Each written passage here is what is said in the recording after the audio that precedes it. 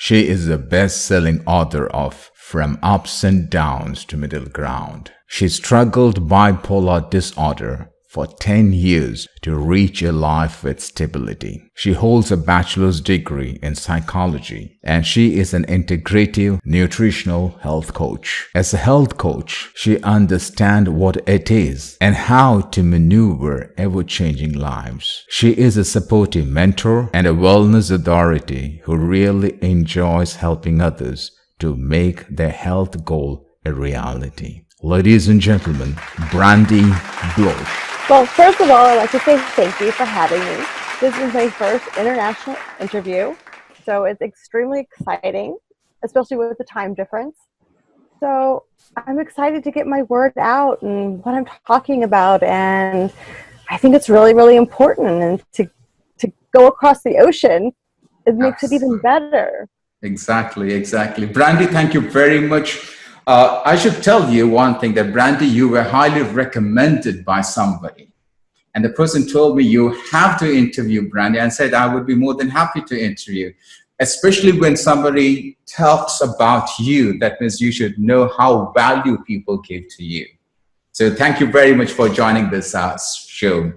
Brandi, I went through your bio and I came to know something about bipolar. Tell me about what is bipolar, because that was something new to me. And I even checked with my daughter, who is a medical student. I asked her, what is bipolar? She gave me some sort of definition, but I would really like to hear from you. What is bipolar? Well, bipolar originally was called manic depressive disorder. Mm-hmm. So it was manic and depressive, two opposite poles. So now they call it bipolar. It's just up and down. So the illness is a mood disorder. Mm-hmm. It's often genetically based, and it's a chemical imbalance in the brain. Okay. So there are times when a person or myself will experience what they call mania, Mm-hmm. which is really elated highs. You're so excited. You have energy for days. You can do project after project. You're just invincible. Mm-hmm. But what goes up comes down. Mm-hmm. So on the flip side of that, you have any type of depressive episode. Some people go as low as suicidal, Mm-hmm. or there are times of just deep, just darkness. Mm-hmm. And you go up and down. So ideally, you'd like your life to be in the middle. You'd like to have some type of stability. Mm-hmm. And I call it managed stability, Mm-hmm. because it's managed with medication. Mm-hmm. So you have to see a doctor, and to live successfully, you have to be on medication. Mm-hmm. And that's a really hard pill for a lot of people to swallow, Mm-hmm. to take medication every day. Mm-hmm. So it's the highs and the lows, and you balance the middle. And that's where you try to live. And you have gone through that struggle for 10 long years. Yes. Mm-hmm. The worst of it was I was diagnosed right before my 30th birthday. Mm-hmm. And I'm 44 now. Mm-hmm. So it's been 14 years. But when I was a teenager, I had a lot of symptoms, but we just didn't realize what it was. Mm-hmm. They called it depression. Mm-hmm. And I was hospitalized when I was 16 Mm-hmm. for an eating disorder with depression. Mm-hmm. And I was medicated. And then I went to college and I quit medicating. Somehow I made it through college. Mm-hmm. Some doctors don't understand, like, how did you make it through? Mm-hmm. I just did. And I went through life and, different stressors. I didn't have really good stressing coping mechanisms. Mm-hmm. I don't think I was taught that. Mm-hmm. So as I went through, little stressors seemed like big, huge stressors. Mm-hmm. And I decided at one point in my life, like, I'm going to go to New York and I'm going to be an actress. Mm-hmm. And it was probably during a manic episode. Mm-hmm. So I packed up all my stuff. Okay. I moved to New York and tried to be an actress. Okay. So it was fun, as you can imagine. New York is exciting and it's fun and it's nightlife and it's just so exuberant, and it fed my mania so well. I was really able just to play with it. And, you know, if I wanted to stay up till 4 or 5 in the morning, so be it. You know, I had that energy to do that. Mm-hmm. But then when real life came in, you know, having to take care of bills, having, you know, to do my own grocery shopping, clean my own home, those tasks were almost, I couldn't do them.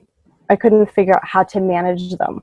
You know, I remember calling my sister saying, my electric bill's like 3 months behind. They're going to turn it off. Call and pretend you're me. Mm-hmm. And she's done that so many times. But it was just because I wasn't comfortable confronting like real life. I didn't know I was playing.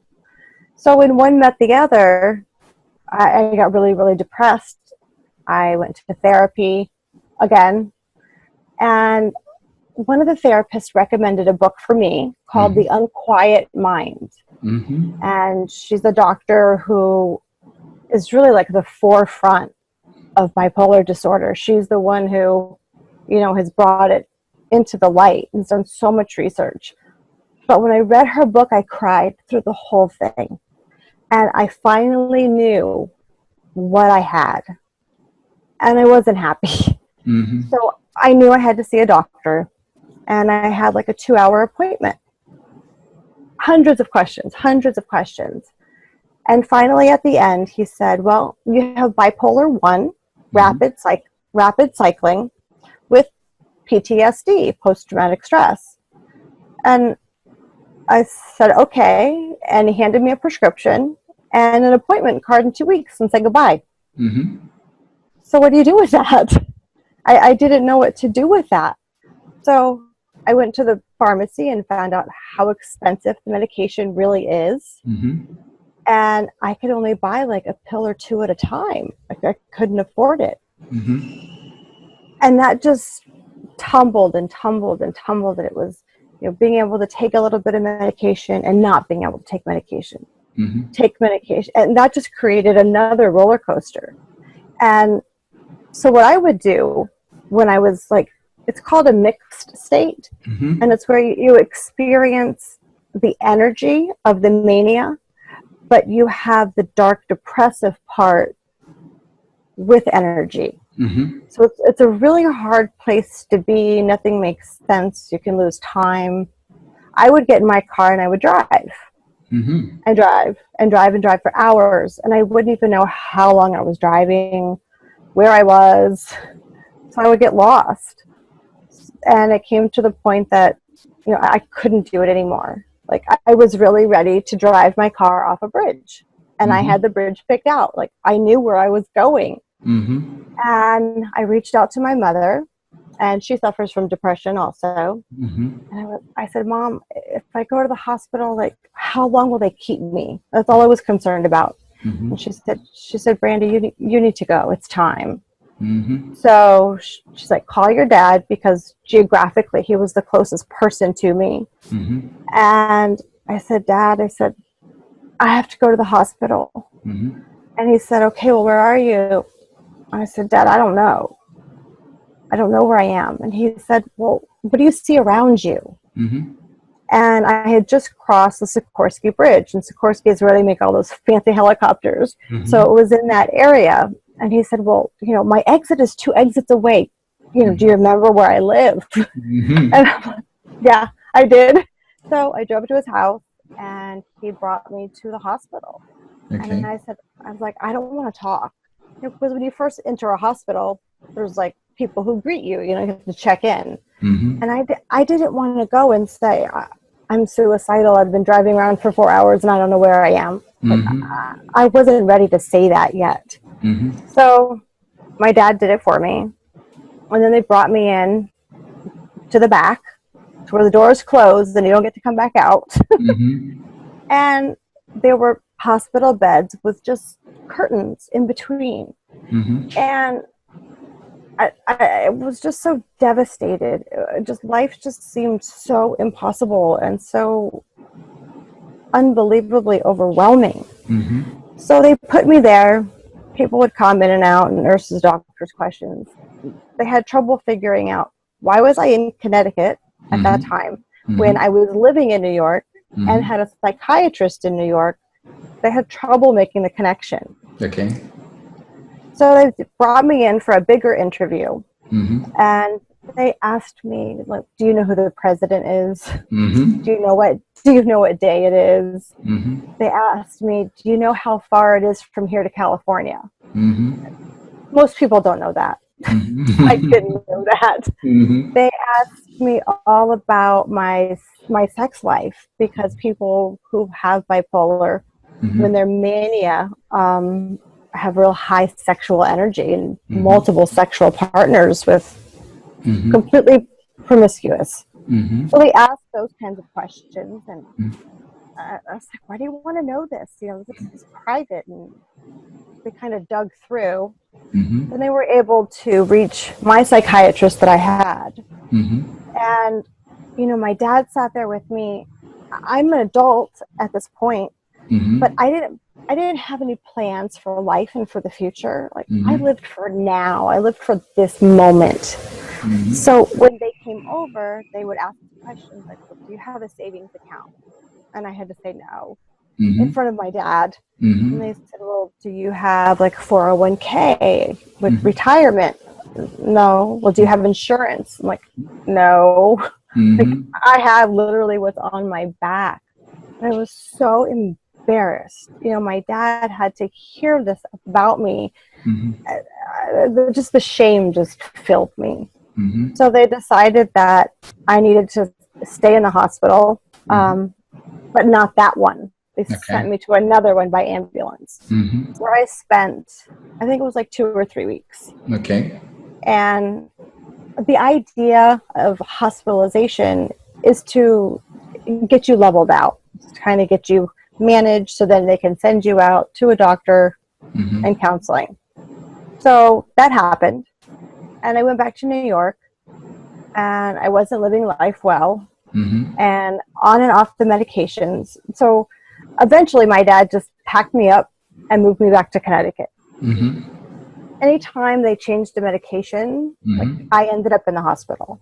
Okay. I'm a person that's very, very sensitive to chemicals. I'm very sensitive to medications. So, like, if I was depressed and they would add a medication to bring me up, well, I would go way up. I'm like, "Hey, I'm out here. I'm having fun. I'm not coming to the appointment."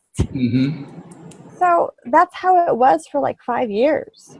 It was up and down and in and out of hospitals. Like, I didn't know anything else. And it got so bad, the depression, that I went through shock treatments, or ECT treatments. I don't even know if they use that over there, but they do still use them here. And it's a very barbaric kind of situation. You know, looking back at it, it was just painful, and you have memories of it, or at least I do. You know, I have a whole section in my book about shock treatments, and I give every little detail, like what it smells like and what it feels like. And I had them for like 6 months. I think I had over 23 of them, which is a lot. So, did it help? I don't know. People always ask, "Did it help?" I said, I have no idea if it helped me. All I know is my short-term memory is shot. Like, to this day. To this day, short-term memory. If you don't write it down, it's not happening. If I got to go to the store, if it's not written down, it doesn't come home. So that's something that, it's frustrating, you know, because I was at a point of desperation. And they said, "Okay, well, do the shock treatments, and you won't have to take medication anymore." Well, that was a lie. I'm still on medication. So slowly, I started to manage, you know, my life and medication. And it was funny. I had to go to some meetings, and there was a man who had been working in the building. He was a carpenter. And we started talking. He was just a stranger, you know. He was like, "Why do you go to this building? What is that?" You know, and over time we got to know one another. We became really, really good friends. It's not that I was looking for a relationship at that point in my life, but he became my best friend, became my lover. He just brought me into a really safe place. You know, he brought me into his home when I was battling all these different medications. And he said, Brandi, he said, just stay here. He said, you don't have to do anything. He said, you don't have to cook. I didn't have to clean. I didn't even have to get out of bed. And it was such a beautiful gift that I was given. And I'm so blessed that I was given it, because most people aren't. I mean, this illness tears families apart. This illness ruins relationships. Most people, it's too difficult to hold down a regular job, you know, and worry about what other people are thinking or knowing, or the discrimination around it. So I definitely was blessed in that I got a space to heal. You know, a space to heal. It's exactly what I got. And it took several years. And then I had, again, changed doctors. And the doctor I have now, I've had for about 6 or 7 years. And he's fabulous. What was really good about him compared to other doctors is that he reminded me that, okay, well, you need to see a regular family doctor. You haven't done that in forever. And you need to see, you know, a gynecologist regularly, and we'll start doing blood work regularly. I hadn't had that or a doctor mention that at all. So he was really taking care of all of me. You know, he was, of course, you know, managing my medication, but he really made sure all of me was getting taken care of. And you don't get that with most psychiatrists. Like, there's parts in the book where I tell people, like, you need to ask these questions when you go to the doctor.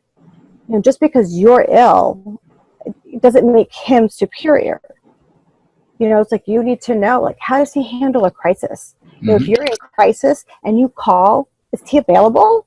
Or does you don't hear from him until Tuesday when he comes back in the office? You need to know all those things. You need to know how he deals with, you know, if he takes insurance, or if some doctors only take cash. Easier for them. You need to know about the different medications. I feel most doctors have their own, like, go-to drugs. And I hate to say it, but it's a lot to do with the pharmaceutical companies and the kickbacks. So it's just true. Every different psychiatrist I saw over all those years, I was on a different medication every single time, all those years. So I really think in that regard, it's medicine for psychiatry it's messed up. It got lost along the way. I mean, years ago, psychiatry, like, they did your therapy. You didn't have a separate therapist, not usually.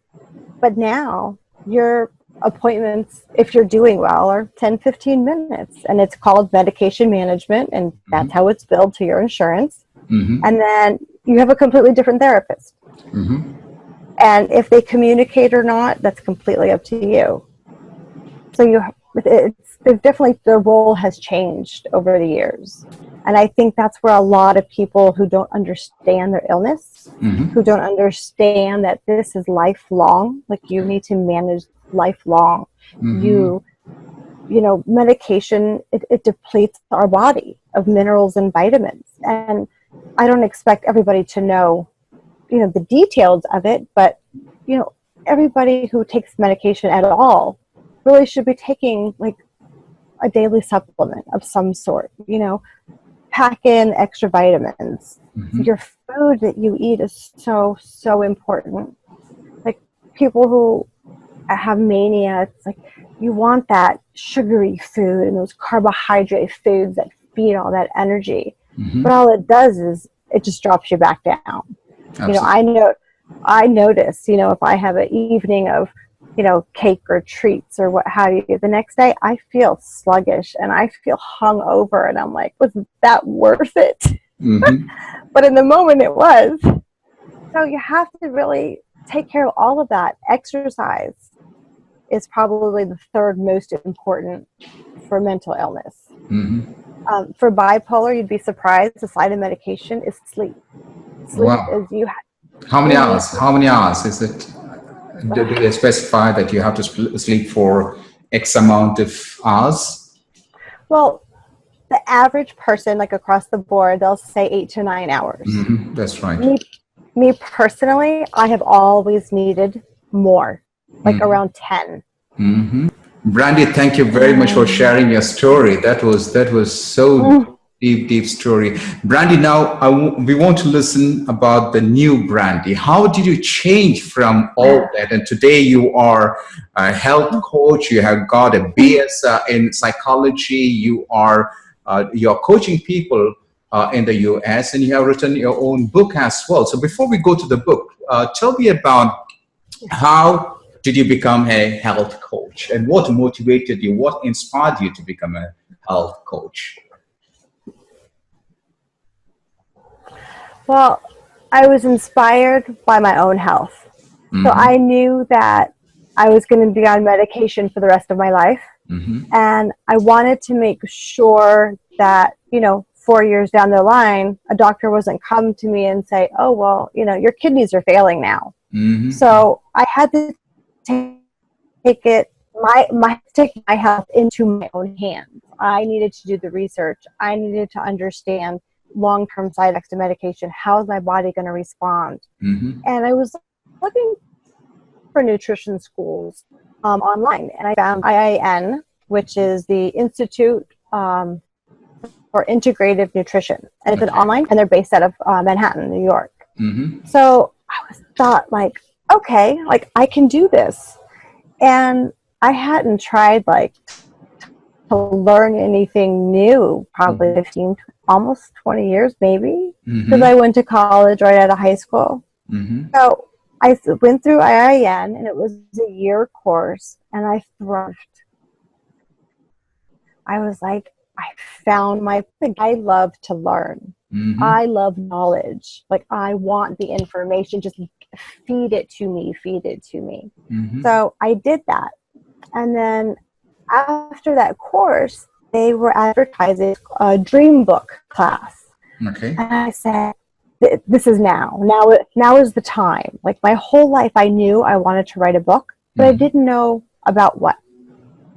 So when I started the process, I realized I couldn't have written it when I was lived the life yet that I was to write about.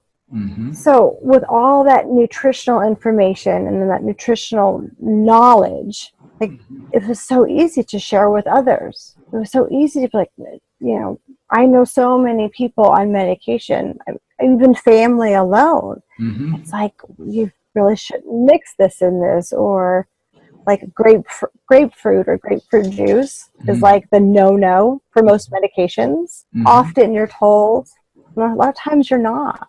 People have really bad interactions with food. Like, you have to treat food as medicine. Food can heal you. Food can prevent bad things from happening. It's like a fork in the road, and you've got to go the healthier route if you want to be healthy, and help the medications work correctly.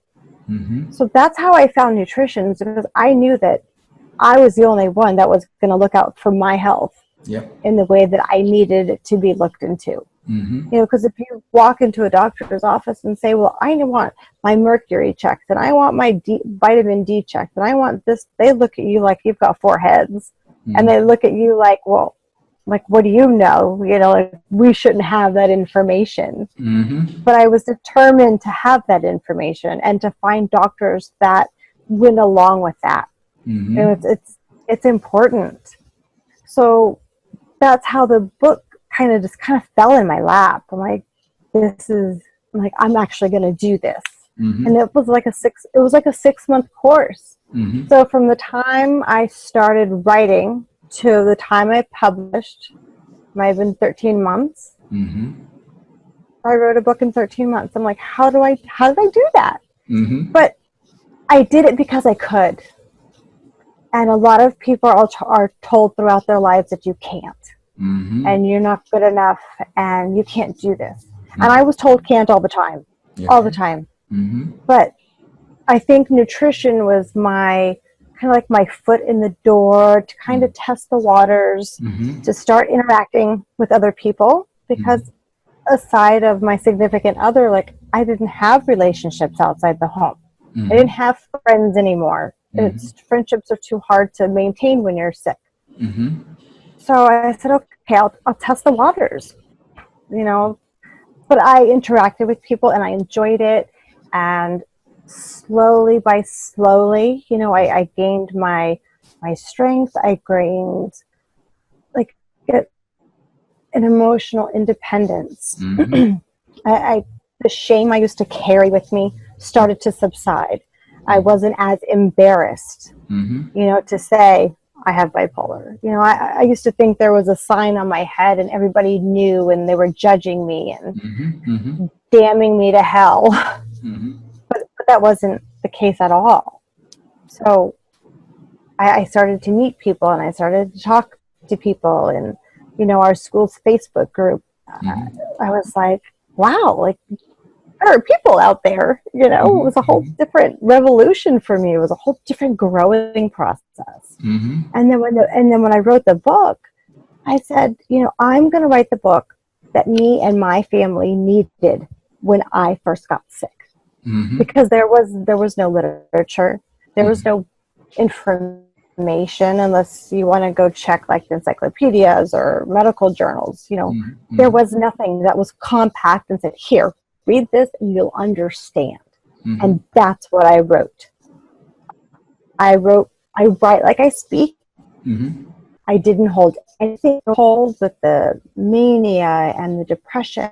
Like I went there and I went deep. I said, if I'm going to write a book like this and sell my soul, I'm going to do it once. I'm going to make sure everything is in there. And I knew people were suffering in silence, and it breaks my heart, but they are. And I said, no more.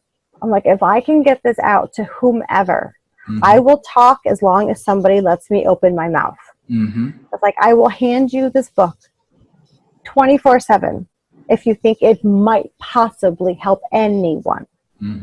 There are so many people. I've just taken the book and put it in the mail and said, here you go.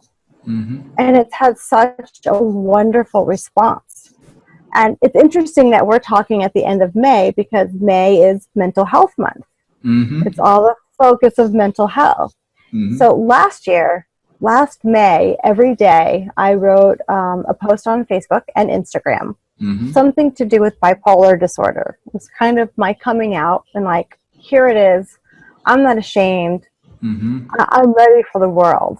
And then I did it again this year. Brandi, where do you find yourself 3 years down the line? In the next 3 years, where do you find yourself? What is your goal? What's your goal? What's your vision? Oh, it's funny you ask that, because I don't normally look that far down the line. I've never have. So, but I would like to think that this book in 3 years has been around the world. Very good. And breaking down walls. I could see myself being, you know, the poster child for bipolar. That would be really exciting, you know, make things change. Thank you very much for joining us and sharing your story with us.